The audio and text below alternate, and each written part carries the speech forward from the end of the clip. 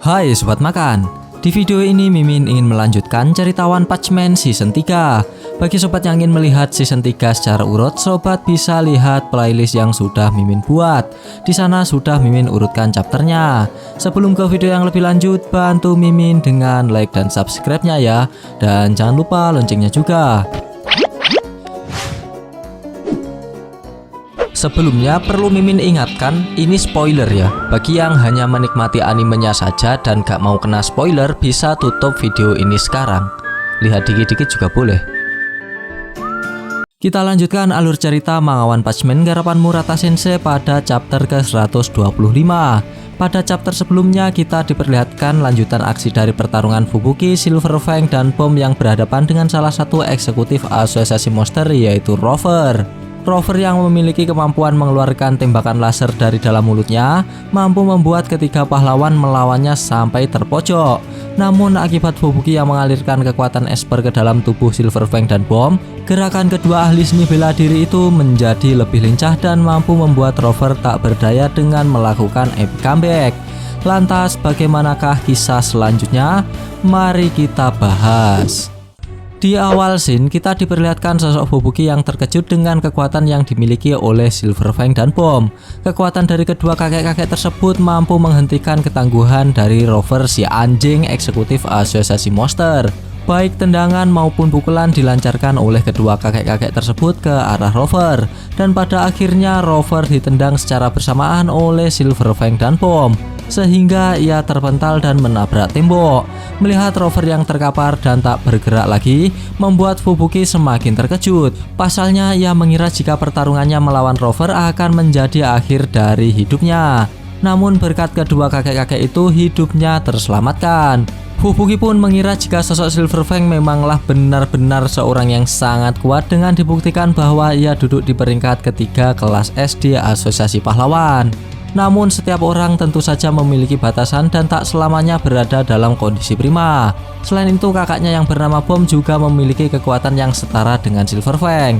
Dalam hati Fubuki ia berkata jika ia telah menemukan sosok seorang yang memiliki bakat yang luar biasa. Walaupun Bomb bukanlah seorang pahlawan profesional seperti Silver Fang, namun ia dapat dikategorikan sebagai pahlawan kelas S jika ia berada di asosiasi pahlawan. Kemudian Fubuki berpikir jika ia tidak boleh mengabaikan kesempatan emas ini.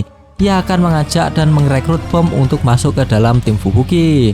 Fubuki lantas mempersiapkan lekukan tubuh dan bodi hentainya untuk merayu Bomb.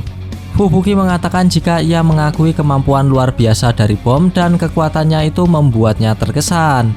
Bomb pun dengan tersenyum santai menanggapi ucapan dari Fubuki dengan balasan terima kasih. Kemudian Fubuki mulai mengeluarkan rayuan mautnya kepada Bomb. Ia berkata jika ia memberikan bonus spesial kepada Bomb karena ia telah bergabung dengan tim Fubuki. Ia akan memberikan satu set daging sapi khusus seberat 3 kg kepadanya. Dan lagi-lagi ia tak menawari Bomb dan langsung merekrutnya begitu saja tanpa adanya persetujuan dari Bomb. Namun belum sempat Bomb menanggapi perkataan Fubuki, tiba-tiba Rover bangun dari pingsannya dan berdiri tegap di belakang Fubuki. Nampaknya kekuatan dari Silver Fang dan Bomb belum mampu membuat Rover terbunuh. Kekuatan anjing raksasa itu pun nampaknya di luar ekspektasi mereka. Dari sisi Silver Fang ia pun lantas berkata kepada Rover untuk menyuruhnya duduk manis dan mempersilahkan mereka bertiga melanjutkan perjalanan.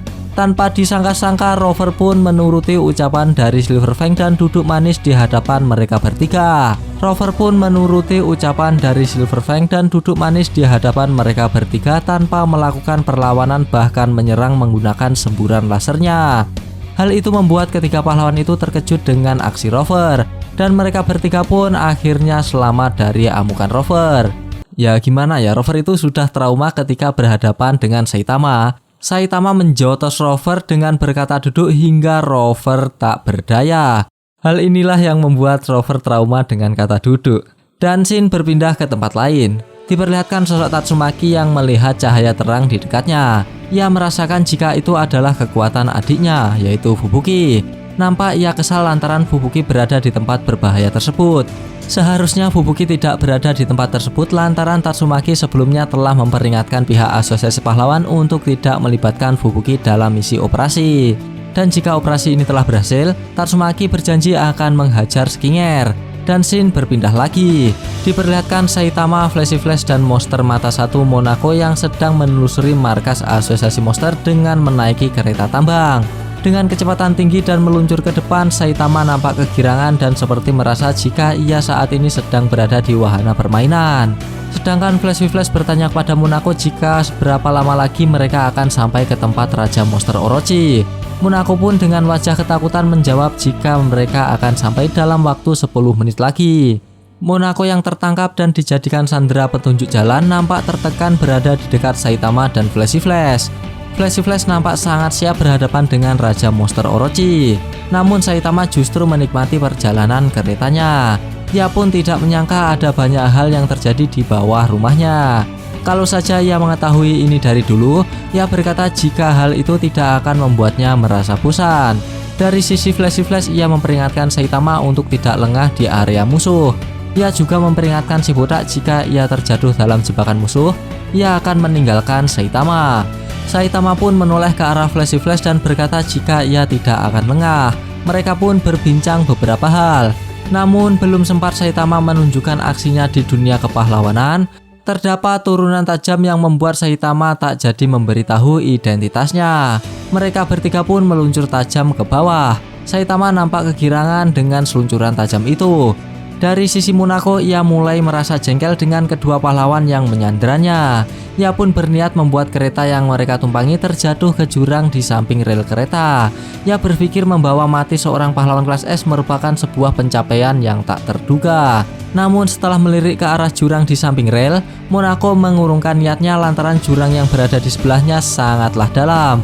Ia pun berpikir untuk menunggu kesempatan lain. Dan tanpa diduga, dengan aksi kocak dari Saitama di dalam markas asosiasi monster itu pun menjadi akhir scene kali ini. Kampret, padahal udah seru loh. Gak apa-apa, kita lanjutkan besok di chapter berikutnya. Pada chapter kali ini kita diperlihatkan aksi dari Silver Fang dan Bom yang mampu membuat Rover tak berdaya dengan kemampuan bela diri mereka. Rover pun sampai dibuat terpongkeng dan tak berdaya hingga beberapa saat. Namun setelah itu Rover terbangun dan belum mati.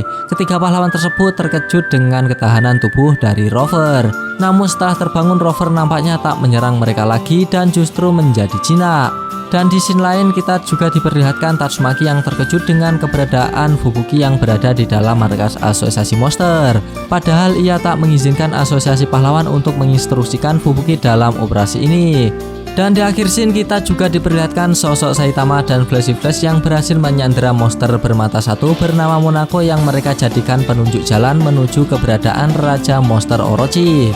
Saitama yang sedang menaiki kereta tambang pun nampak kegirangan dan menyesal tak mengetahui arena bermain itu sejak dulu. Aksi kocak Saitama pun membuat Monaco dan Flashy Flash merasa tertekan berada di dekat Saitama. Dan begitulah alur cerita dari manga One Punch Man garapan Murata Sensei pada chapter ke-125.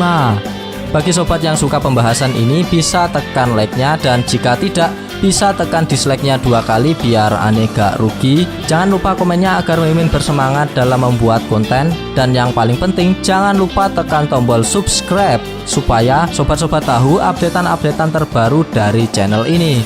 Terima kasih telah menonton, sampai jumpa di video-video selanjutnya. Goodbye, dadah.